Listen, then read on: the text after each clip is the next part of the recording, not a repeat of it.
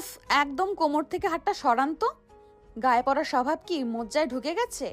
হাত সরালে তো আপনি এখন বাসের ফ্লোরে শুয়ে গড়াগড়ি খেতেন। আর বিশ্বাস করুন, আপনার কোমরের চেয়ে আমার হাতের জোর অনেক বেশি। এখন কৃতজ্ঞতা দেখাবেন নাকি উল্টো ঝাড়ি দেবেন? অসভ্য, একদম অভদ্র একটা। সাহায্য করার নাম করে সুযোগ নিচ্ছেন। আপনি জানেন আমি কে? কে আপনি? বাসের হ্যান্ডেল স্পেশালিস্ট? সুযোগ আমি নেইনি আপু। সুযোগটা নিউটন সাহেব আর এই বাসের ব্রেক কষার টাইমিং করে দিয়েছে। এখন চুপচাপ দাঁড়িয়ে থাকুন, নইলে আবার ব্রেক কষলে কিন্তু এবার আমি কোলবালিশ বানিয়ে ফেলবো। আপনার সাহস তো কম না। মুখ সামলে কথা বলুন, নইলে এক চট দিয়ে আপনার 32টা দাঁত বাসের উইন্ডশিল্ড থেকে বাইরে পাঠিয়ে দেব। বাপরে, এত সুন্দর মুখে এত বিষ! ভয় পাবো নাকি আপনার চর খাওয়ার জন্য গালটা বাড়িয়ে দেব? ডিসিশন নিতে পারছি না তো। ঢাকার এই তপ্ত দুপুরে সদরঘাট টু মিরপুর রোডের শিকড় পরিবহনের ভেতরে তখন রীতিমতো এক ছোটোখাটো অগ্নিকাণ্ড শুরু হয়ে গেছে। আকাশ ঢাকা বিশ্ববিদ্যালয়ের শেষ বর্ষের ছাত্র, সেমিস্টার শেষ করে বাড়িতে ফিরছে।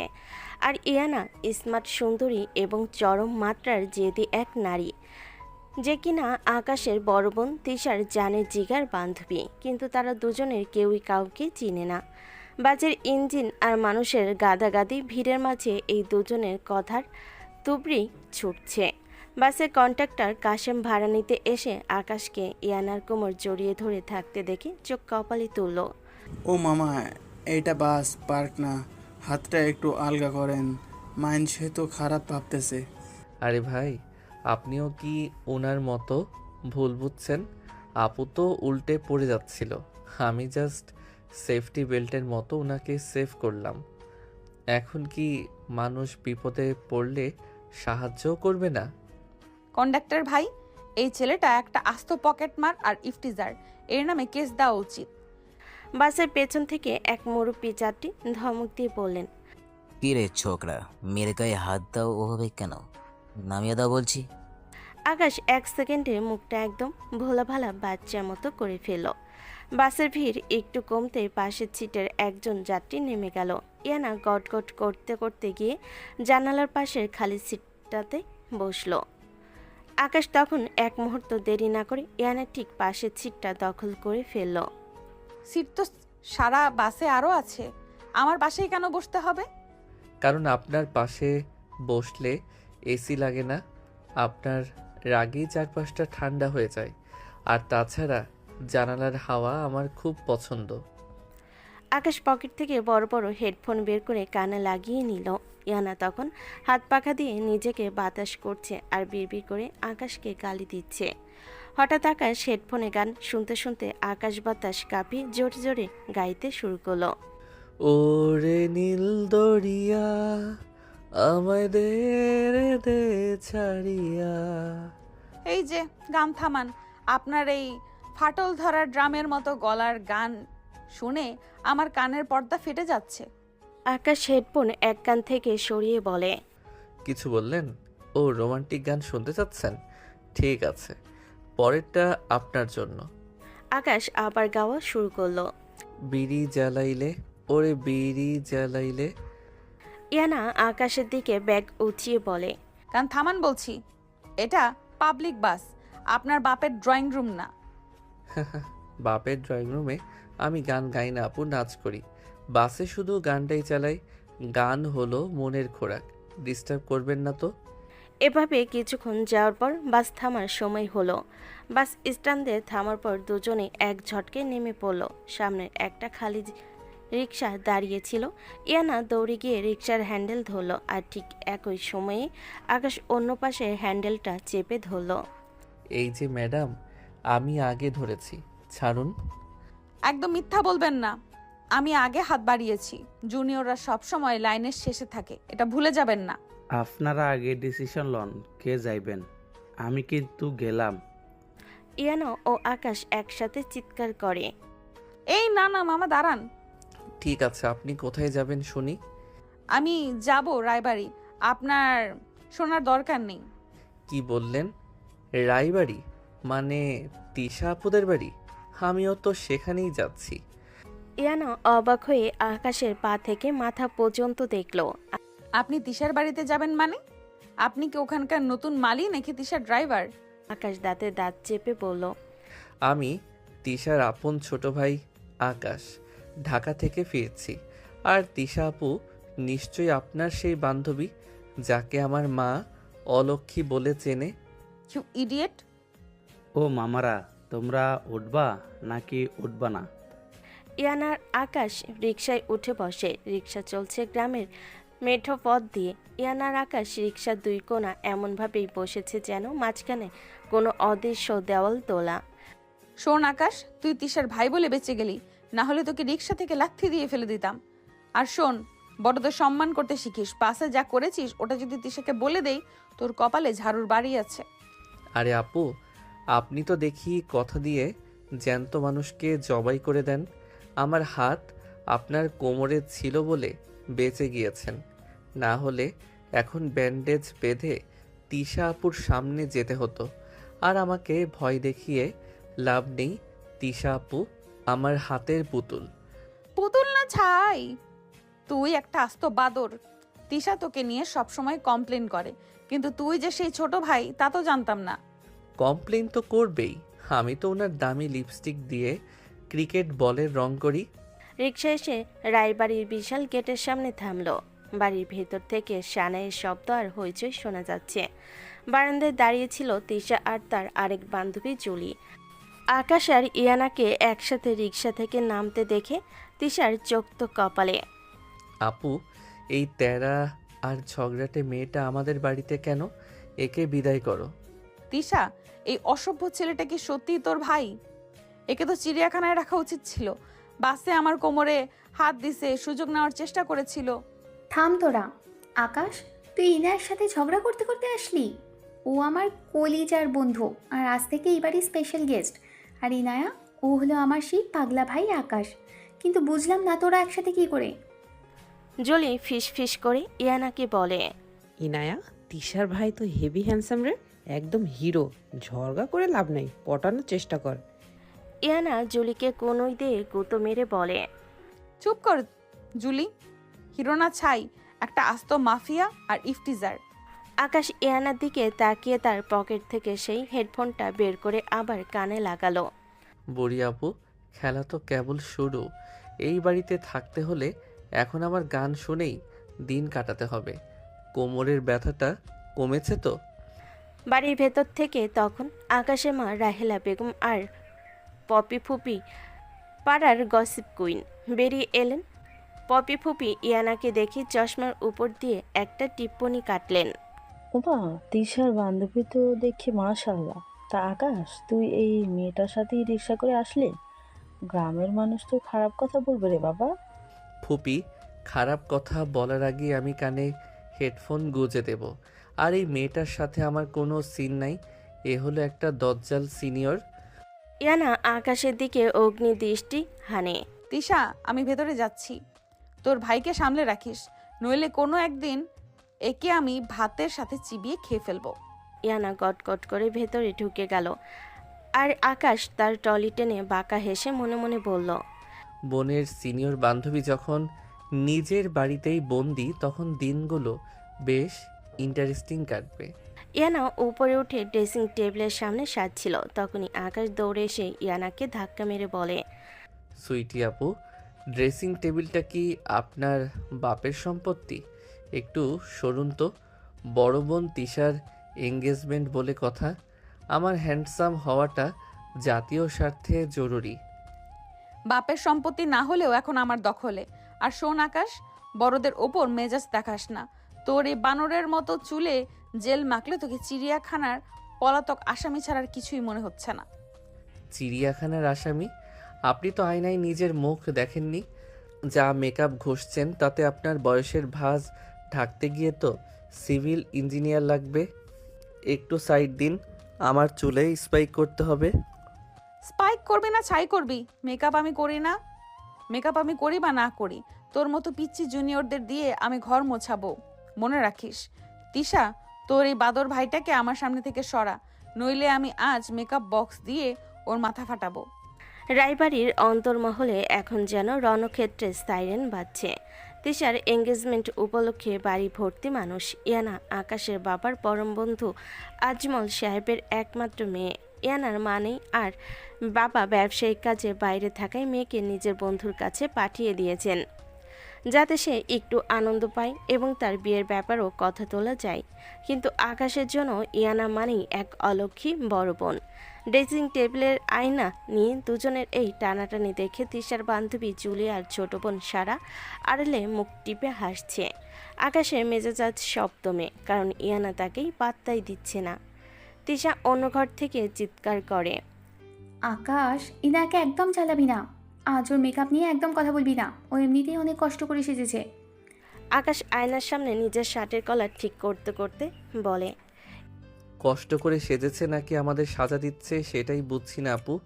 এই দজ্জাল ইনায়া যদি মেকআপ করে পরি সেজে বসে থাকে, তবে আমাদের হবু দুলাভাই তো বিয়ের আগে এঙ্গেজমেন্ট থেকেই পালাবে।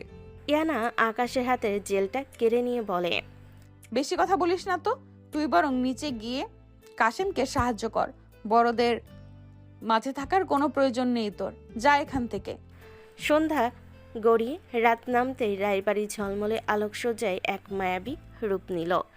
গেট থেকে ড্রয়িং রুম পর্যন্ত সবখানে রজনীগন্ধার সুবাস। মেহমানরা আসতে শুরু করেছে। আকাশের বাবা চৌধুরী সাহেব গম্ভীর মেজাজে অতিথিদের অভ্যর্থনা জানাচ্ছেন, আর মা রাহিলা বেগম তদারকি করছেন খাবারের।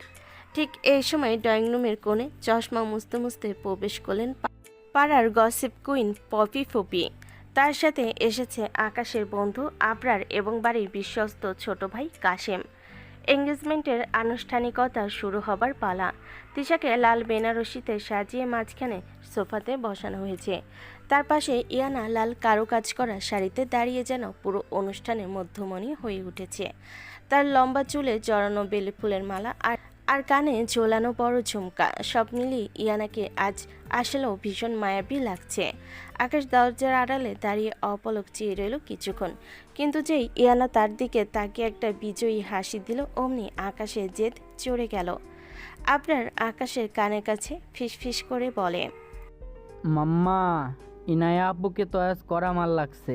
তুই কি শিওর ঝগড়াই করবি নাকি একটু লাইনে আসবি?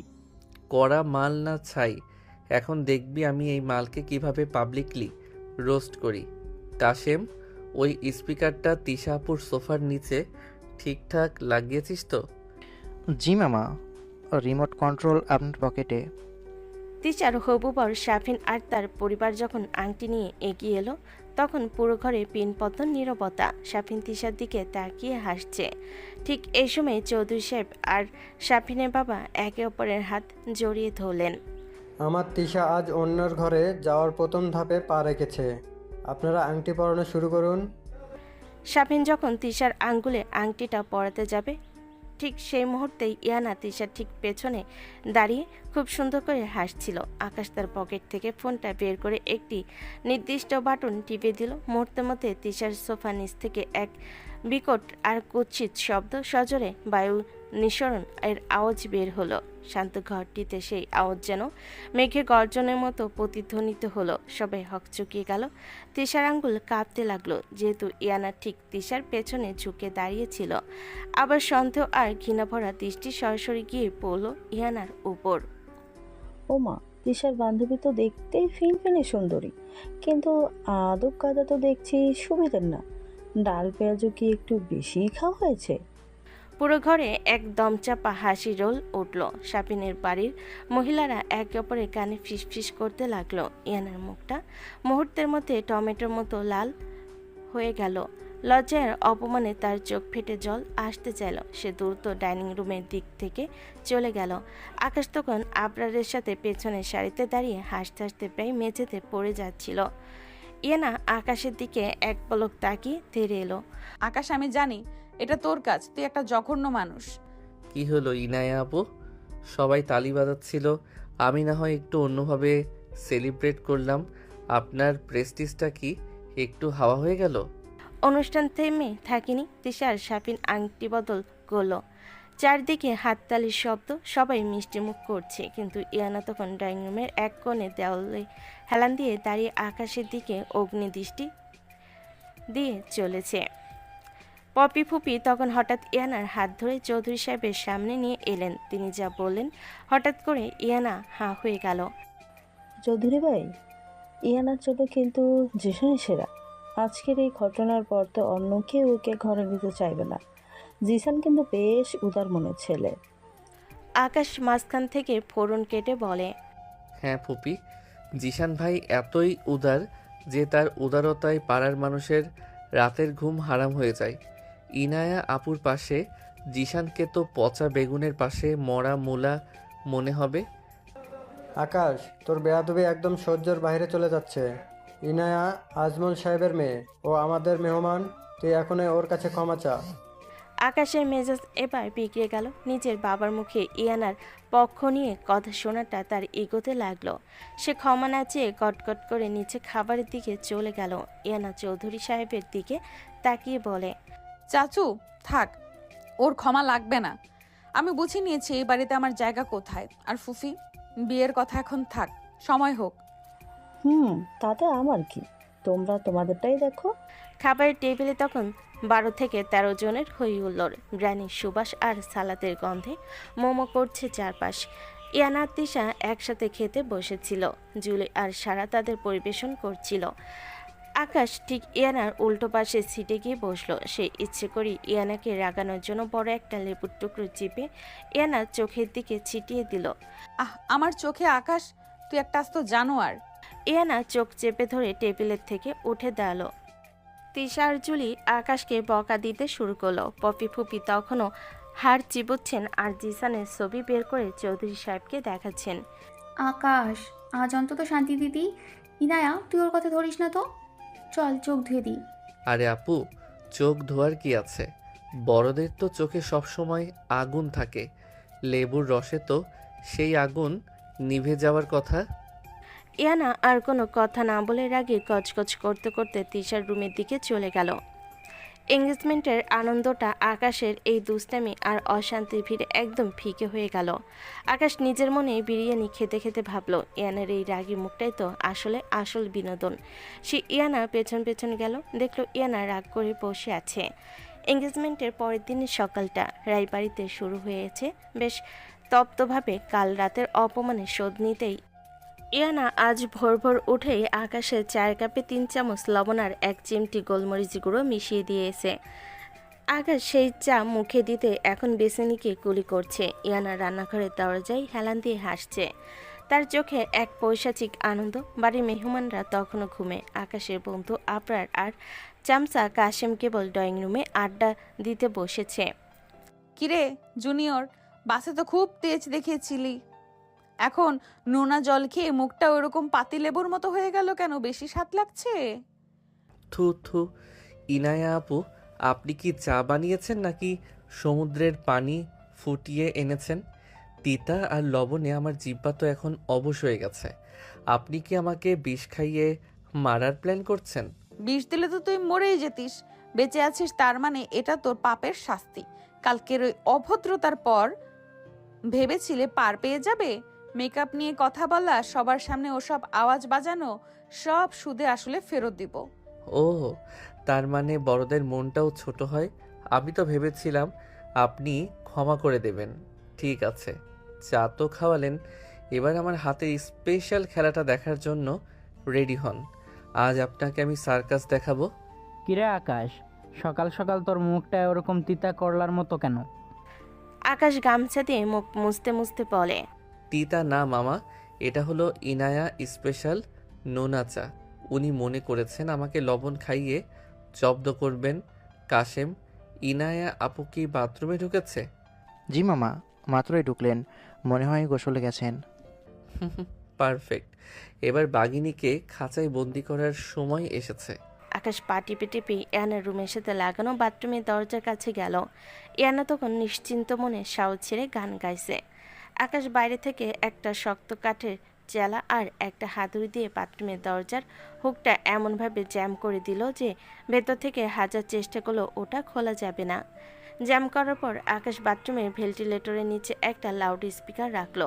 আকাশ লাউড স্পিকারের ভলিউম বাড়িয়ে দিয়ে বলে, ইনায়া আপু, শ্যাম্পু বেশি ঘষবেন না, মাথা ঠান্ডা রাখুন।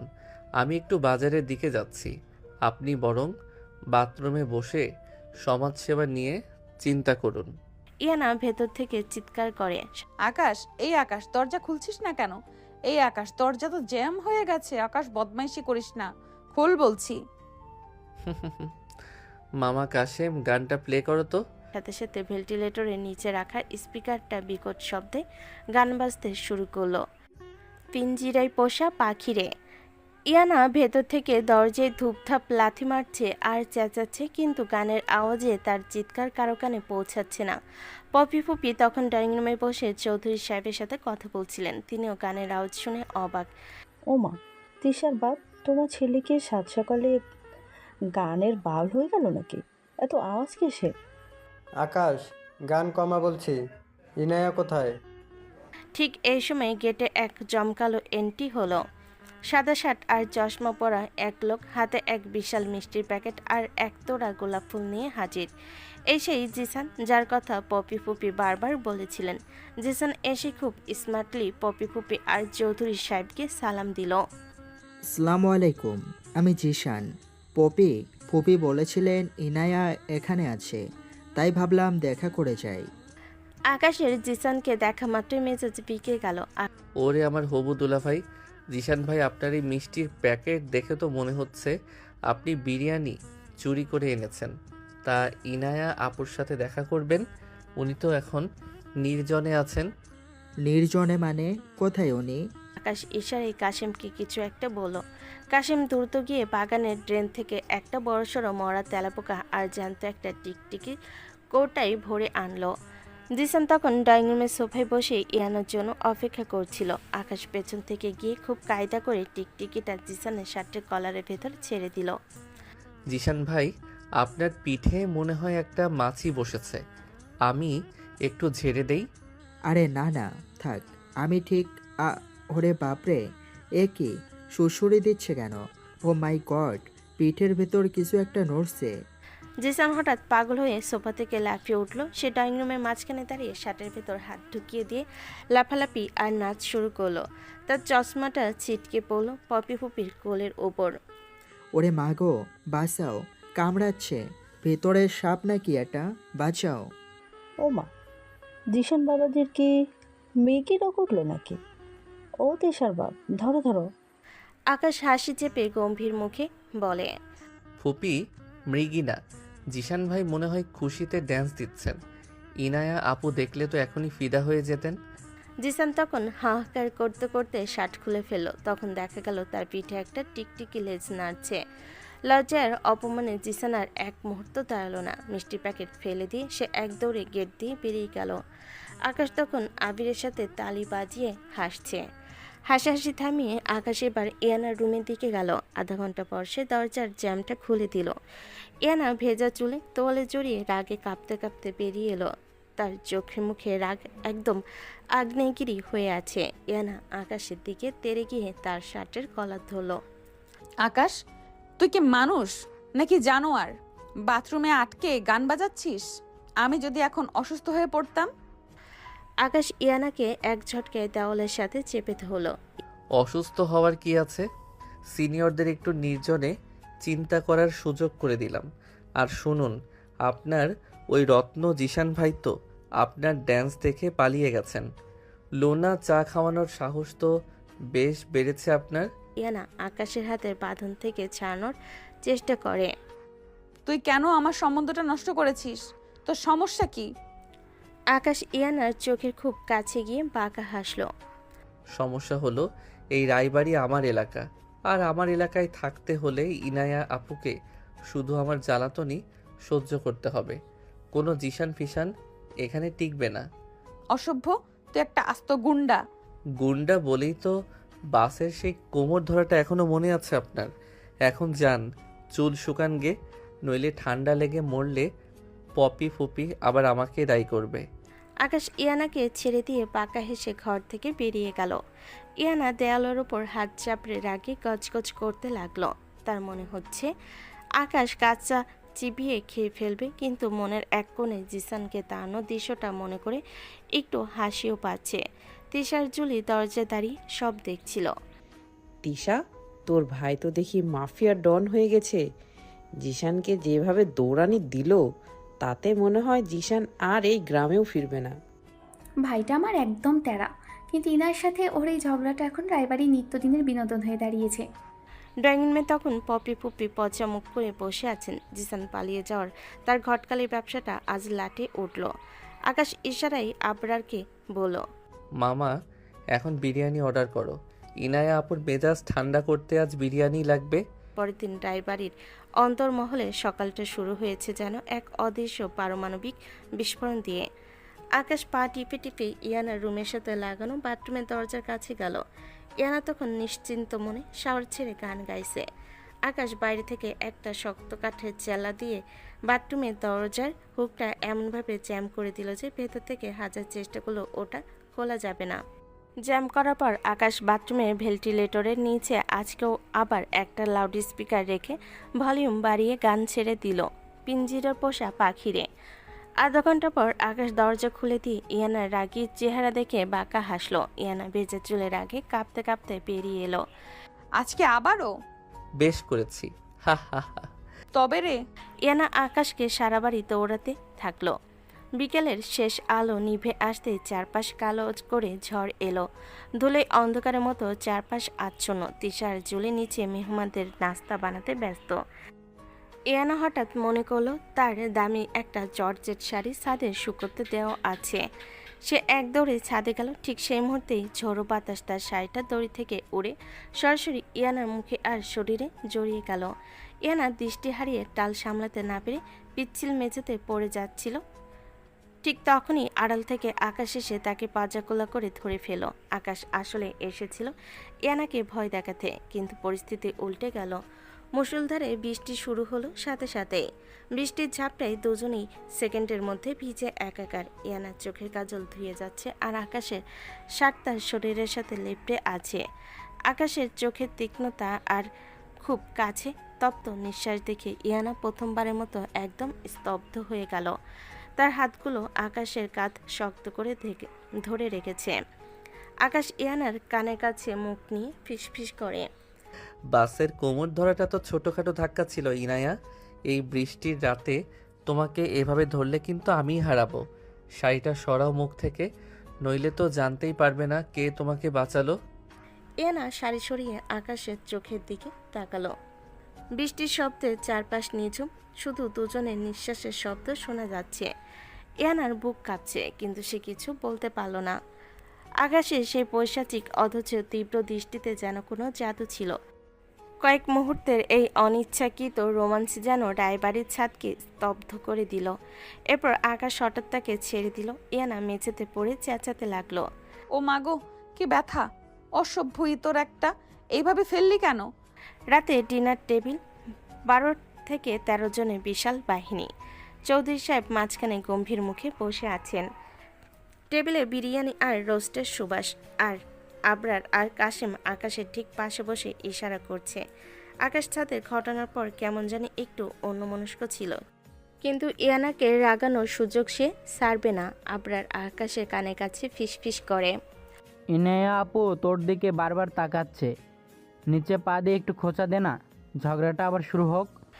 আকাশ মাথা নাড়িয়ে ধীরে ধীরে টেবিলের নিচে পা বাড়িয়ে দিল। সে ভেবেছিল ইয়ানার পায়ের পাতা খুঁজে পাবে, কিন্তু অন্ধকারে আর উত্তেজনায় আকাশের পা গিয়ে লাগলো সোজা পপি পপির পায়ে। আকাশ বেশ জোরে সোরে একটা খোঁচা দিল। পপি পপি হঠাৎ প্লেট ফেলে চিৎকার করে লাফিয়ে উঠলেন, ও মা গো, তিশার বাপ রক্ষা করো গো!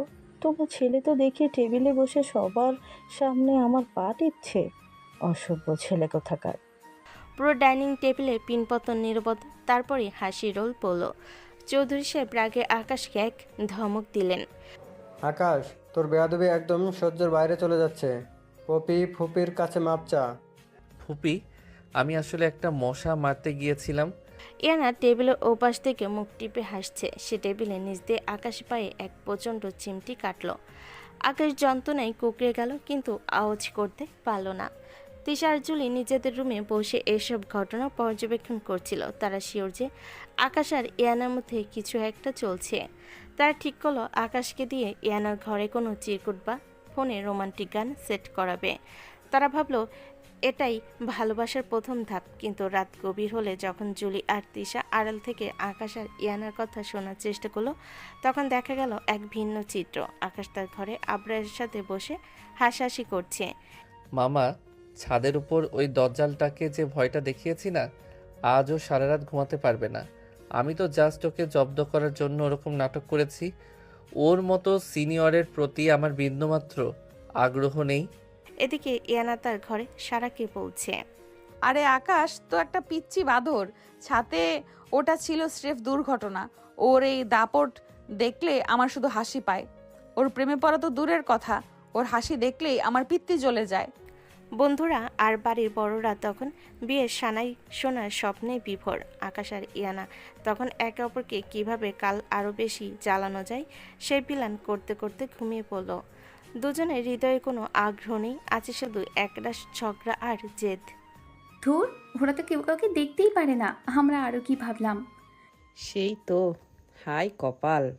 পরের দিন রায়বাড়িতে আজ তিশার গায়ে হলুদ। সকাল থেকেই কাঁচা হলুদ আর গাঁদা ফুলের সুবাসে বাড়ি মম করছে। দোতলার বারান্দা থেকে নিচতলা পর্যন্ত হলুদ কাপড়ে সাজানো হয়েছে।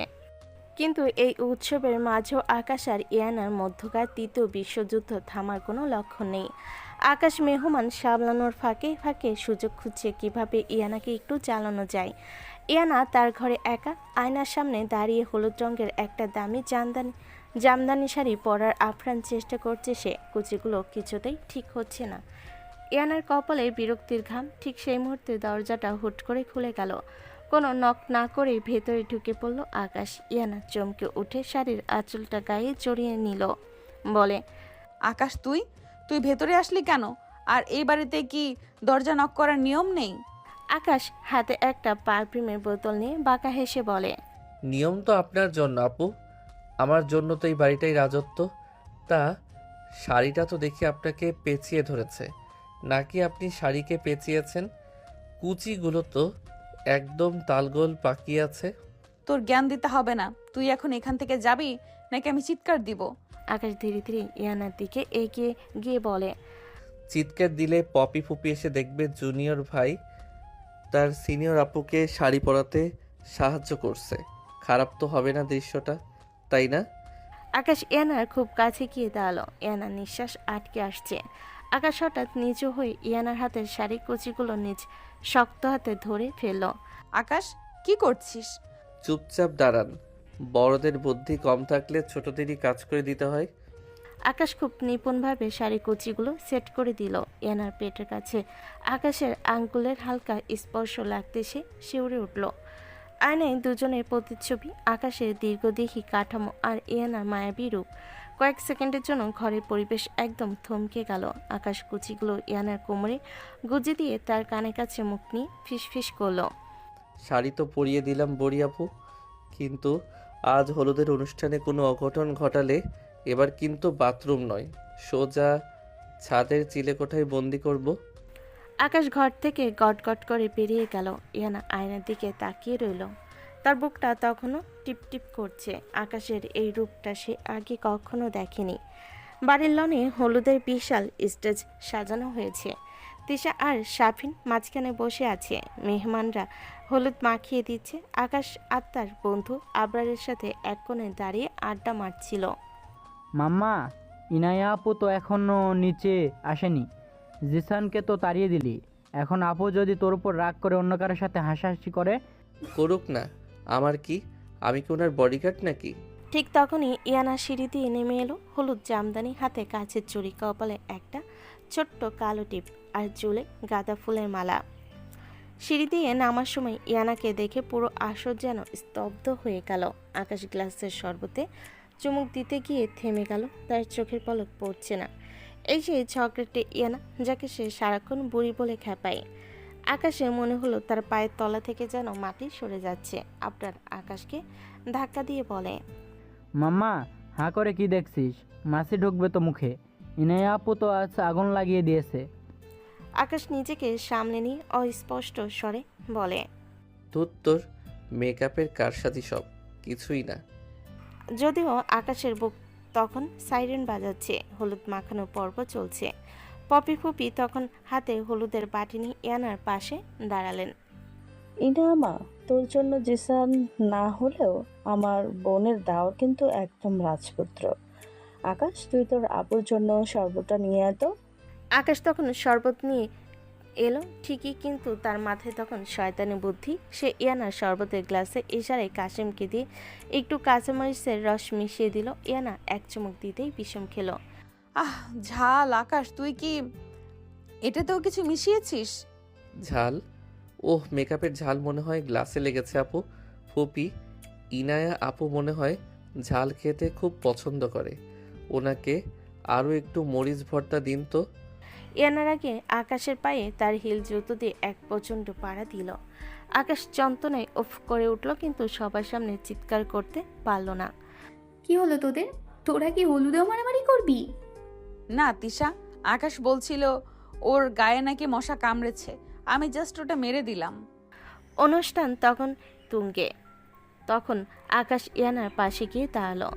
সবাই তখন ছবি তোলে ব্যস্ত। আকাশ ইয়ানা কানে মুখ নিয়ে খুব নিচু স্বরে বলল, হলুদ শাড়িতে আপনাকে আসলে একটু অসুন্দরী লাগছে না? তবে ওই টিপটা বাঁকা হয়ে আছে। ইয়ানা হাত দিয়ে টিপ ঠিক করতে গেলে আকাশ হুট করে তার হাতটা সরিয়ে দিল। থাক, আমার হাতেই ঠিক করে দিচ্ছি।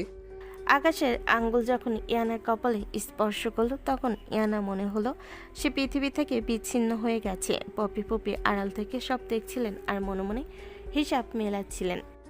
ঘটনা তো দেখি অন্যদিকে মোড় নিচ্ছে। তিশার বাপকে তো জানানো দরকার।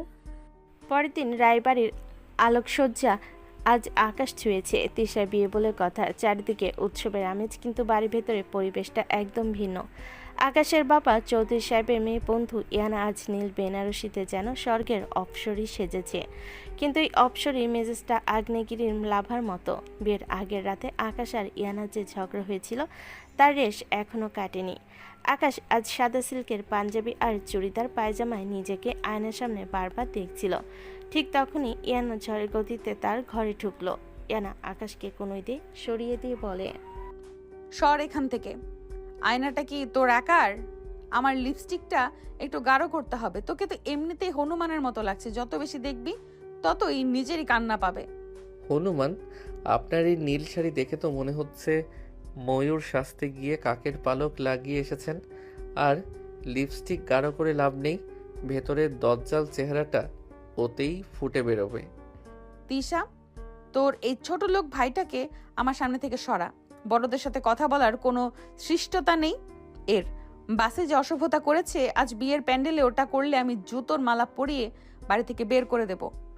জুতো তো আপনিই পরবেন আপু, কারণ গেটে আমি যে বাসটা দেব আপনার কনে পক্ষকে, তাতে জুতোর দোকান খোলা ছাড়া উপায় থাকবে না।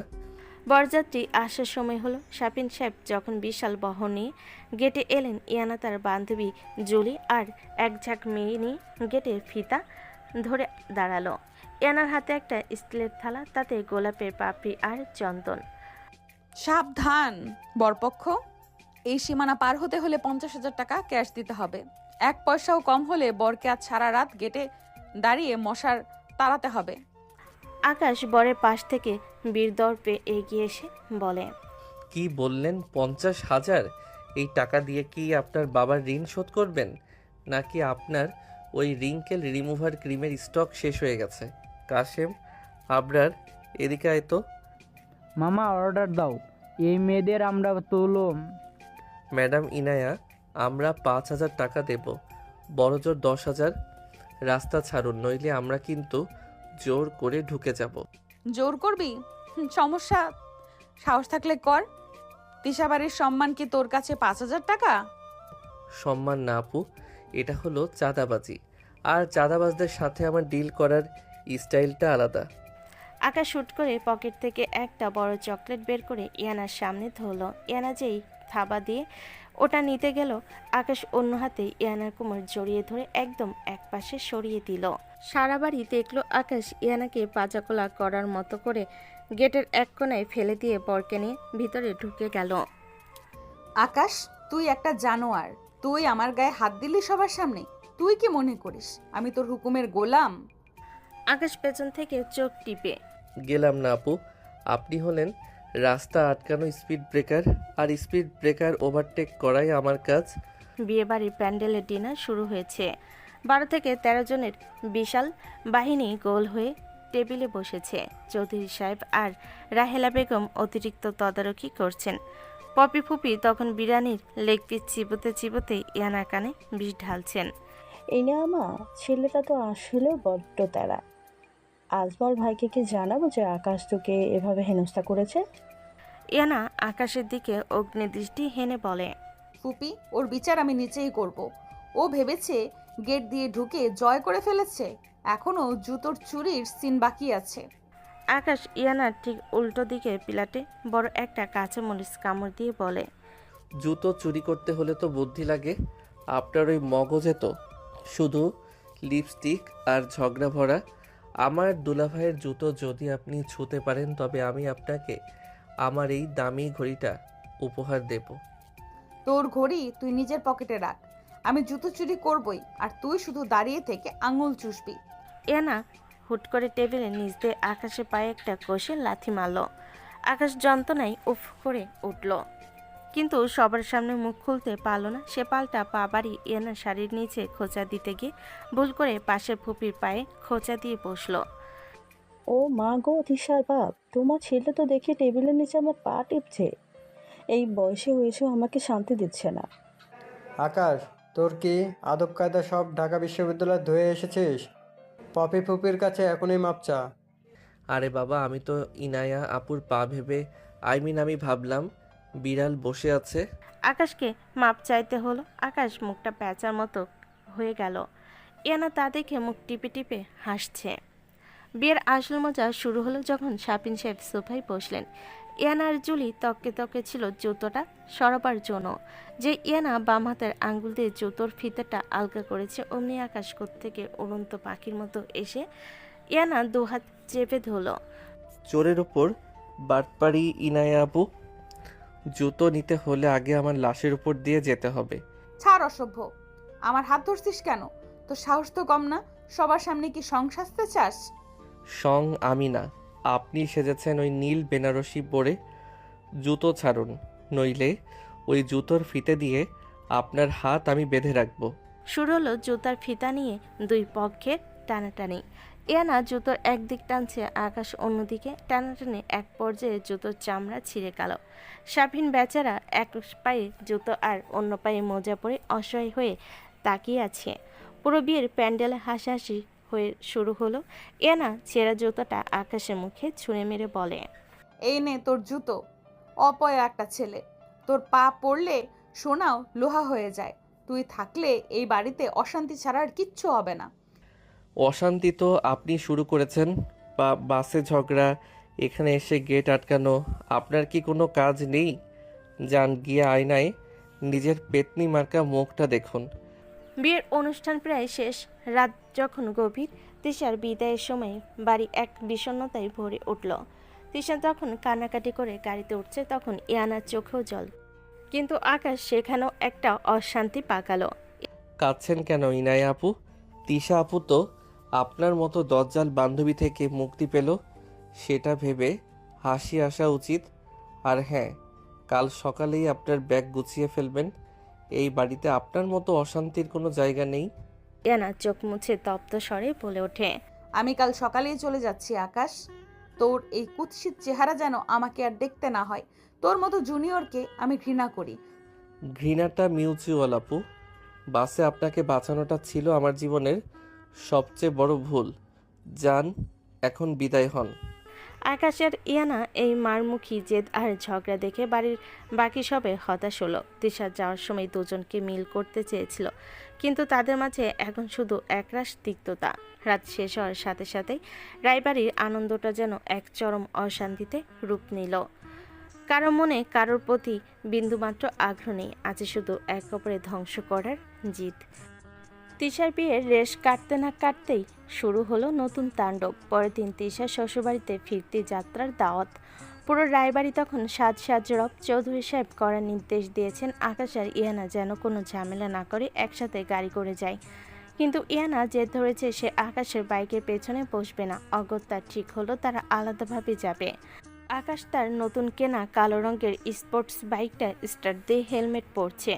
এমন সময় ইয়ানা তার স্যুটকেস নিয়ে নিচে নেমে এলো। পরনে তার গোলাপি রঙের একটা ভারী সিল্কের স্যুট, যা সামলাতে বেশ হিমশিম খাচ্ছে।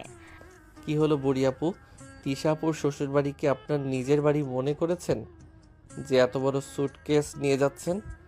ওখানে কি চিরস্থায়ী বসবাসের প্ল্যান আছে নাকি? তোর সব শোনার দরকার নেই আকাশ, তুই বরং সাবধানে যা। রাস্তা তো চিনিস না, আমি গুগল ম্যাপ দিয়ে যাচ্ছি। রাস্তা তো আমি চিনি না ঠিকই, কিন্তু আপনি তো দেখি উল্টো দিকে হাঁটা শুরু করেছেন। যান, ম্যাপ দেখে দেখে ড্রেনের উপর দিয়ে হেঁটে যান। আকাশ বাইক নিয়ে বেরোতেই ইয়ানা তাকে পেছন থেকে ডাকলো। ইয়ানা গাড়িটা হঠাৎ নষ্ট হয়ে যাওয়ায় সে বাধ্য হয়ে আকাশের কাছে সাহায্য চাইল, কিন্তু আকাশ তাকে বাইকে না তুলে ইশারায় একটা সরু রাস্তা দেখিয়ে দিল। শুনুন ইনায়া আপু, এই গলি দিয়ে গেলে 5 মিনিটে শাফিন দুলাভাইয়ের বাড়িতে পৌঁছে যাবেন। হাইওয়েতে অনেক জ্যাম। ইয়ানা আকাশের কথা বিশ্বাস করে সেই সরু গলি দিয়ে হাঁটা শুরু করলো। তার সাথে হঠাৎ দেখা হলো জুলফিকার চাচা, যে কিনা গ্রামের পুরনো পাহারাদার। জুলফিকার চাচা লাঠি ঠুকঠুক করে ইয়ানার পেছন পেছনে হাঁটছেন। মা জননী, এই রাস্তায় তো মানুষ হাঁটে না, এদিকে তো গরু ছাগলের হাট আর বৃষ্টির পানি জমে কাদা হয়ে আছে। আকাশ বাবাজি আপনাকে এই রাস্তা দেখালো কেন? আমি ওকে কাঁচা চিবিয়ে খাবো চাচা, ও আমাকে মিথ্যা বলেছে। 5 মিনিট পর ইয়ানা দেখলেও সে এক হাঁটু কাদার মাঝখানে দাঁড়িয়ে, তার দামি গোলাপি স্যুট এখন কাদায় মাখামাখি। ঠিক তখনই পাশ দিয়ে আকাশ বাইক চালিয়ে ঝড়ের গতিতে বেরিয়ে গেল আর একটু কাদা মেশানো পানি সজোরে ইয়ানার মুখে ছিটিয়ে দিল। আরে আপু, আপনি কি কাদার মধ্যে বিউটি পার্লার খুলেছেন নাকি? দারুণ লাগছে কিন্তু। আকাশ, তোকে আমি পুলিশে দেব। কোনো মতে মুখ হাত ধুয়ে ইয়ানা যখন মানুষের সাহায্যে সাফিনদের ড্রয়িং রুমে পৌঁছালো, তখন সেখানে 12-13 জনের বিশাল বাহিনী উপস্থিত। তিশার শাশুড়ি মরিয়ম বেগম বেশ কড়া মেজাজের মহিলা। তার সাথে বসে আছেন তিশার খালা শাশুড়ি পুতুল বেগম। পুতুল বেগমের স্বভাব হলো মানুষের খুদ ধরা। ও মা, তিশার বান্ধবী তো দেখি কাদা মেখে এসেছে। শহর থেকে কি এই শিক্ষা নিয়ে এসেছো ইনায়া মা? ইয়ানা লজ্জায় মাথা নিচু করে আকাশের দিকে তাকালো। আকাশ তখন সোফায় আয়েশ করে বসে মিষ্টি খাচ্ছে। ইয়ানা যেই সোফায় বসতে যাবে, আকাশ হুট করে উঠে গিয়ে ইয়ানার জুতো পকেট থেকে বের করা সুপারগুলো মাখিয়ে দিল। ইয়ানা সেটা খেয়ালই করেনি। খাওয়ার সময় যখন ইয়ানাকে ডাইনিং টেবিলের দিকে যেতে বলা হলো, সে উঠতেই পারল না। তার জুতো কার্পেটের সাথে একদম আটকে গেছে। ইয়ানা এক ঝটকে উঠকে গিয়ে তার ভারসাম্য হারিয়ে সোজা মরিয়ম বেগমের পায়ের উপর গরম ডাল নিয়ে আশ্রে পড়ল। ওরে বাবা রে, পুড়ে গেলাম।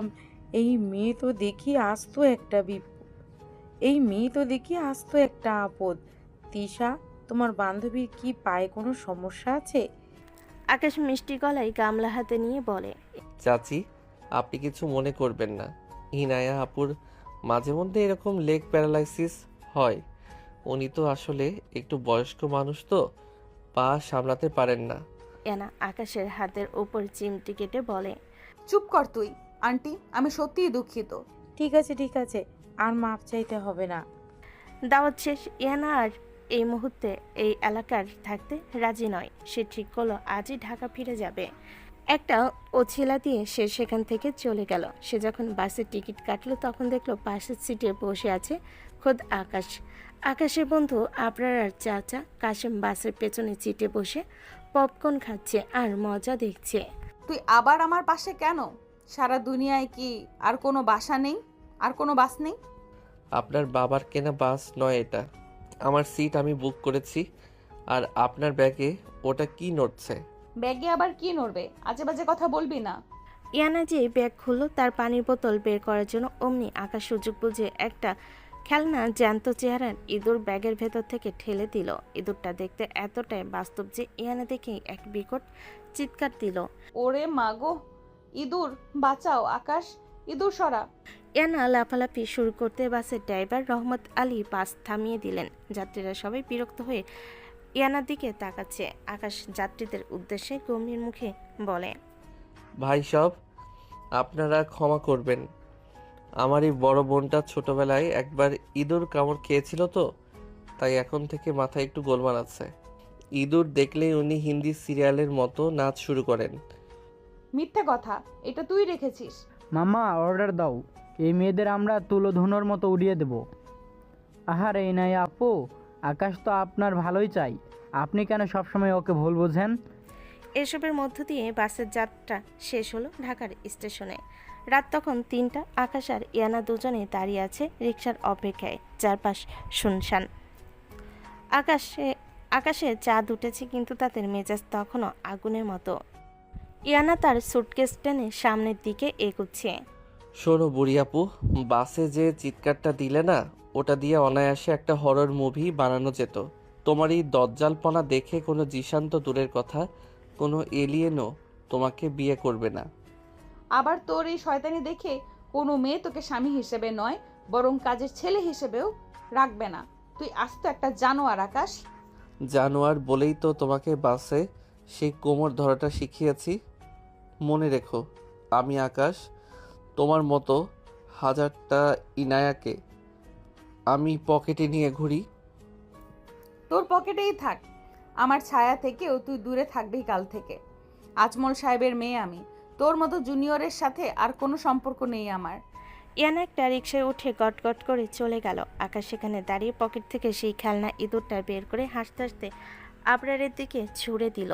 পপি ফুপু থেকে শুরু করে রায়বাড়ির সবাই ভেবেছিল তাদের মধ্যে কোনো অনুভূতির জন্ম হবে, কিন্তু বাস্তব হলো তাদের এই ঘৃণা আর জেদ পাহাড়ের মতো শক্ত।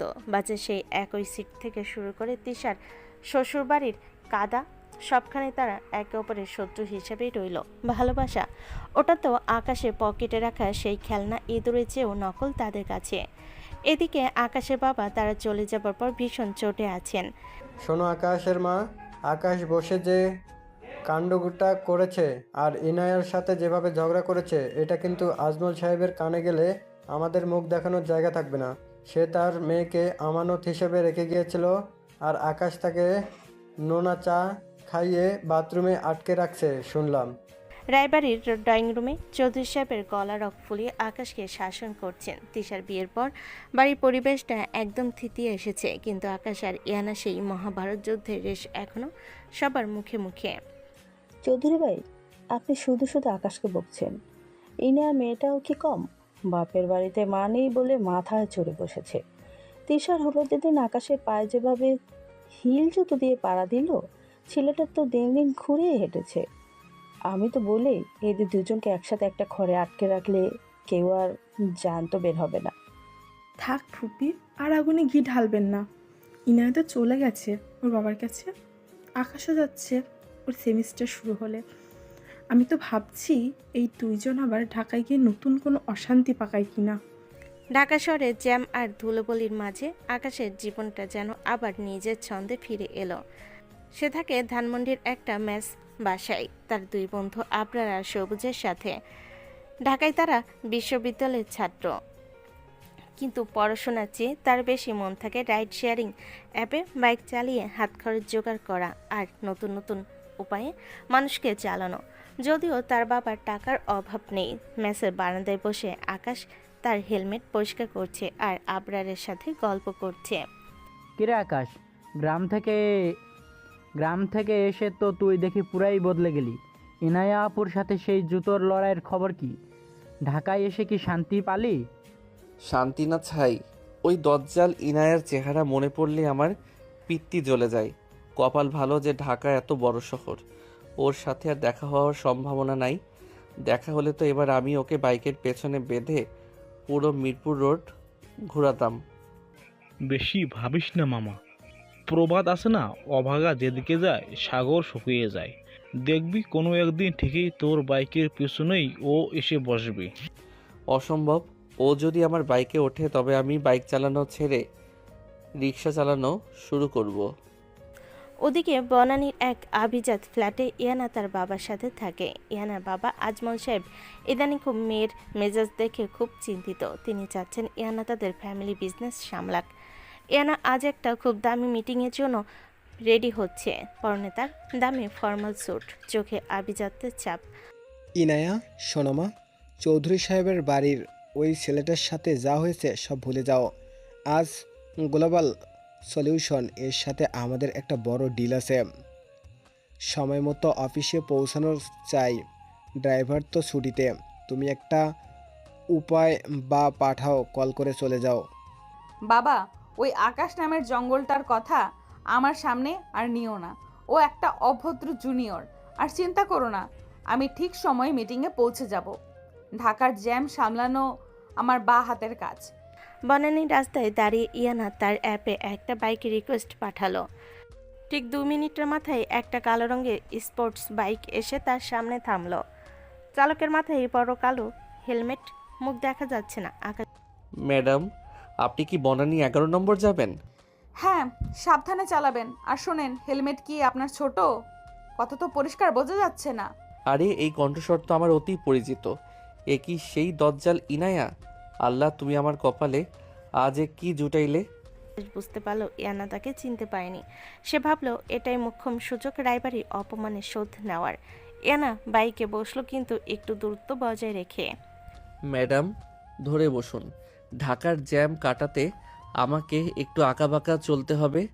খবরদার, একদম গায়ে হাত দেবেন না। আপনি আপনার কাজ করুন, আমি আমার জায়গায় ঠিক আছি। আকাশ বাঁকা হাসি হাসলো। সে বাইক নিয়ে মেন রোড ছেড়ে তেজগাঁওয়ের ভেতরে ঘিঞ্জি গলিতে ঢুকে পড়লো। জ্যাম নেই, কিন্তু গলিগুলো এতই সরু আর নোংরা যে এনা দামি পারফিউমের বদলে নাকে আসছে পচা ট্রেনের গন্ধ। এই যে ভাই, আপনি কোন দিক দিয়ে যাচ্ছেন? গুগল ম্যাপ তো হাইওয়ে দেখাচ্ছে। ম্যাপ দিয়ে কি আর ঢাকার জলই চলে ম্যাডাম? আমি জানি শর্টকাট। আপনি চুপচাপ বসে থাকুন। আকাশ ইচ্ছে করে একটা বড় গর্তের উপর দিয়ে চড়ে ব্রেক কষলো। ইয়ানা সামলাতে না পেরে আকাশের পিঠের উপর আছড়ে পড়ল। অসভ্য! ব্রেক কষার কি কোনো নিয়ম নেই? আপনি কি নতুন বাইক চালানো শিখেছেন? আকাশ হেলমেট খুলে এক ঝটকায় পেছন ফিরে পড়ল। নতুন না বড়ি আপু, আমি তো আপনাকে বাসেও সেভ করেছি, আর আজ বাইকেও সেভ করলাম। ভাড়াটা কি এখন ডাবল দেবেন? আকাশ, তুই এখানে বাইক চালাচ্ছিস কেন? আর তুই আমাকে বনানী না নিয়ে তেজগাঁওয়ের ভাগাড়ে নিয়ে আসলি কেন? কারণ আপনার মতো দজ্জালদের জন্য বনানী নয়, ভাগাড়ই সেরা গন্তব্য। নামুন আমার বাইক থেকে। আপনার এই ভারী শরীর নিয়ে বাইক চালানো মানে টায়ারের আয়ু কমানো। মিথ্যেবাদী! তুই ইচ্ছে করে এটা করেছিস। আমার মিটিং আছে বনানীতে, তুই আমাকে এখানে নামিয়ে দিবি না। মিটিং কি আর হবে আপু? জ্যামে তো এখন পুরো তেজগাঁও ব্লক। আমি চললাম, আপনার রাইড আমি ক্যান্সেল করে দিচ্ছি। আকাশ ইয়ানাকে রাস্তার মাঝখানে ধুলোর মধ্যে রেখে বাইক ছুটিয়ে চলে গেল। ইয়ানা সেখানে দাঁড়িয়ে তার দামি স্যান্ডেল দিয়ে রাস্তায় ঢিল ছুটতে লাগলো। পরের দিন ইয়ানা জেদ করে তার বাবার এক বন্ধু মাল্টিন্যাশনাল কোম্পানিতে ইন্টারভিউ দিতে গেল। সে চায় না বাবার পরিচয়ে পরিচিত হতে। সে নিজেকে প্রমাণ করতে চায়। ইন্টারভিউ রুমের বাইরে বসে সে ফাইল গুজাচ্ছিল। ঠিক তখনই দেখলো এক চ্যাংড়া ছেলে ট্রাউজার আর টি শার্ট পরে কফি নিয়ে ভেতরে ঢুকছে। ছেলেটা পিঠের দিকে খুব পরিচিত। ইয়ানা ডাক পড়লো ভেতরে। সে রুমে ঢুকে দেখলো 3জন ইন্টারভিউয়ার বসে আছে, আর সাইডে একটা টুলে বসে কফি খাচ্ছে চিরশত্রু আকাশ। আসুন মিস ইসিরা, আপনার সিভি তো বেশ ইমপ্রেশন। তো আপনি আমাদের কোম্পানিতে কেন জয়েন করতে চান? স্যার, আমি মনে করি আমার স্কিল এই কোম্পানির। স্যার, একটা কথা বলি। সিভি দেখে তো মনে হচ্ছে উনি খুব শান্ত, কিন্তু আসলে উনি বাসে আর রাস্তার মাঝখানে যে চিৎকার করেন, তাতে আমাদের অফিসের কাছের জানালাটাও কিন্তু 2 দিন ফেটে যাবে। তুমি এখানে ইন্টারনেট হিসাবে এসেছো, বড়দের কথার মাঝখানে কথা বলবা না তো? আপনি একে চেনেন? হ্যাঁ স্যার, ও আমার বাবার বন্ধুর ছেলে। ও আসলে খুব খারাপ জোকস বলতে পারে তো, তাই সব জায়গায় ফালতু কথা বলে। স্যার, উনি যখন ইন্টারভিউ দিতে এসেছেন একটা প্র্যাকটিক্যাল টেস্ট নেওয়া হোক। ইনায়া আপু, এই যে কফিটা দেখছেন, এটাতে চিনি একটু কম হয়েছে। আপনি কি একটু কিচেনে গিয়ে বড়দের মতো 1 কাপ কড়া চা বানিয়ে আনতে পারবেন? আপনার নোনা চাটা খুব মিস করছি। মিস্টার আকাশ, আপনি আপনার চরকায় তেল দিন। স্যার, এই ছেলেকে যদি আপনারা অফিসে রাখেন তবে আমি নিশ্চিত আপনাদের প্রোডাক্টিভিটি 0 হয়ে যাবে, কারণ ও কাজের চেয়ে শয়তানি বেশি করে। তো আপনি ওকে চেনেন? আকাশ তুমি বাইরে যাও, ইনা আমরা আপনার সিবি কন্ডিশন করতেছি। আকাশ বাইরে যাওয়ার সময় এনা সিবির উপর ইচ্ছে করে কফি কাপটা একটু কাত করে দিল। এনা সিবির অর্ধেক বেশি এখন কফি কালার হয়ে গেল। ও সরি আপু, কফিটা তো সিভির মতোই তেতো ছিল, তাই একটু ছিটিয়ে গেল। বাই দ্য ওয়ে, আপনার ইন্টারভিউ কিন্তু দারুণ হয়েছে। এনার আগে ইন্টারভিউ রুমে আকাশের উপর ঝাঁপিয়ে পড়তে চাইল, কিন্তু মিস্টার জামানের ভয়ে নিজেকে সামলে নিল। ইন্টারভিউ শেষ করে বেরোনোর সময় আকাশ লিফটের সামনে দাঁড়িয়ে শীষ বাজাচ্ছে। তুই কি আমার পিছু ছাড়বি না আকাশ? পিছু আমি নেইনি আপু, ভাগ্য আমাদের বারবার মেলাচ্ছে। ঢাকার জ্যামে যেমন মুক্তি নাই, ইনায়ার জীবনে আকাশের উপস্থিতিতেও তেমন মুক্তি নাই। কাল থেকে যদি তোকে এই অফিসে দেখি, তবে আমি এই অফিসই কিনে নেব আর তোকে দিয়ে ফ্লোর মোছাবো। ফ্লোর মোছা তো পরের কথা, আগে নিজের সিভির কফি পরিষ্কার করুন। টাটা বুড়ি আপু। ঢাকা শহরের এই যান্ত্রিক জীবনে আকাশ আর ইয়ানা লড়ে এখন কর্পোরেট অফিস থেকে শুরু করে ঢাকার সরু গলি পর্যন্ত ছড়িয়ে পড়ল। কারোর মনে কারোর প্রতি মায়া নেই, আছে শুধু একে অপরকে অপদস্থ করার নেশা। আকাশ ভাবছে কিভাবে